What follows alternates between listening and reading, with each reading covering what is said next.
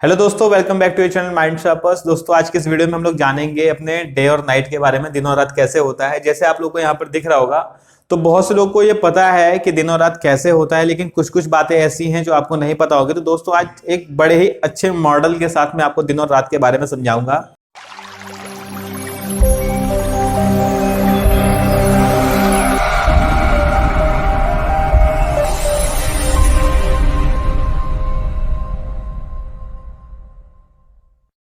दोस्तों, जैसा कि आपको भी पता है कि जो हमारा सूरज है वो अपनी जगह स्थिर है और पृथ्वी और बाकी जो ग्रह हैं उसके चारों तरफ घूम रहे हैं।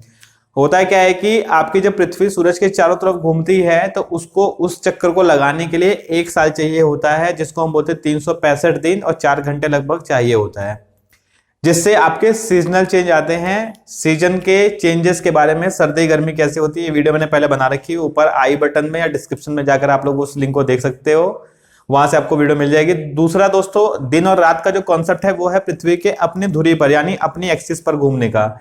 जब पृथ्वी अपनी एक्सिस पर घूमती है तो जब पृथ्वी 24 घंटे के अंदर एक चक्कर लगाती है तो जो हिस्सा जो आपके सूरज के सामने रहता है उस हिस्से पर होता है आपका दिन, और जो हिस्सा, जो पीछे वाला हिस्सा है जिधर सूरज की रोशनी नहीं पहुंच पाती, वो हिस्सा होता है आपका रात का।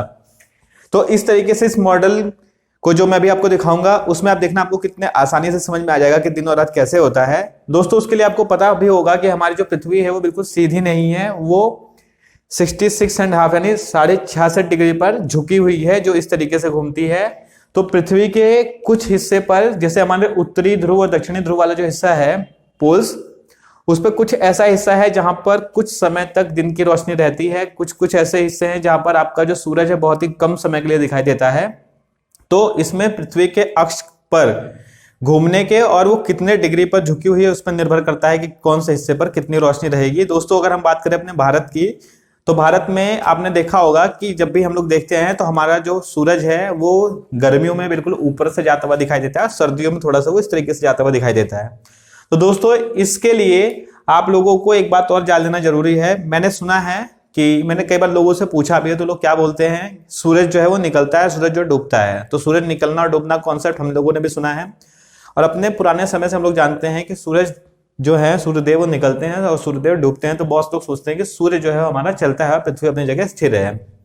दोस्तों, ऐसा नहीं है। हमारी जो पृथ्वी है वो घूमती है। अभी मैं अगर किसी से पूछूंगा, बहुत से लोग, आप लोगों से भी जो आप लोग हैं वो जानते होंगे कि जो हमारी पृथ्वी है वो एक दिशा में घूमती है। और दिशा की बात करें तो बहुत से लोग अगर जानते होंगे कि हमारी जो पृथ्वी है वो पश्चिम से पूरब घूमती है, और आधे से ज्यादा लोग का कहना यह होता है कि हमारी जो पृथ्वी है पश्चिम से पूरब घूमती है, और आधे लोग का कहना है कि हमारी पृथ्वी जो है पूरब से पश्चिम घूमती है। अब इस कंफ्यूजन को कैसे दूर करें?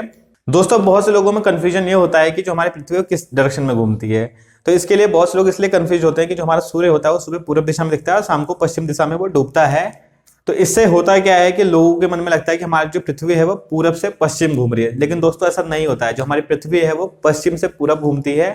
आप अगर सोच के देखिए, जो हमारा असम वाला हिस्सा है वो आपको पता है कि वो हमारा असम वाला हिस्सा जो है वो पूरब में पड़ता है, और गुजरात वाला हिस्सा है वो पश्चिम में पड़ता है।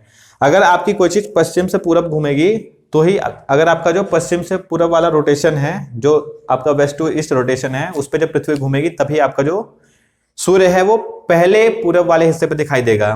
तो दोस्तों, इस चीज को समझाने के लिए मैं आपको एक मॉडल दिखाने जा रहा हूं, जिसकी हेल्प से आपको बहुत अच्छे से समझ में आ जाएगा कि हमारी जो पृथ्वी है वो किस तरीके से घूमती है और कैसे आपका दिन और रात होता है। तो दोस्तों, आइए देखते हैं हम अपने मॉडल को और जानते हैं दिन और रात कैसे होता है। दोस्तों, अब इस मॉडल में आप लोग को दिखाई दे रहा होगा जो हमारी पृथ्वी है वो पश्चिम से पूरब की तरफ घूम रही है, और यहाँ पर मान लिया हमने एक लाइट लगा दी है, जो बल्ब है वो सूर्य का काम कर रहा है। जिस हिस्से पर आपके सूर्य की रोशनी जो गिर रही है वो हिस्सा आपका दिन है, और जिधर सूरज की रोशनी नहीं जा पाती उस हिस्से पर आपका रात होता है। अब जैसे आप यहाँ पर देख सकते हैं, जो हमारा भारत है वो आपको मैप पे यहाँ पर दिखाई देगा।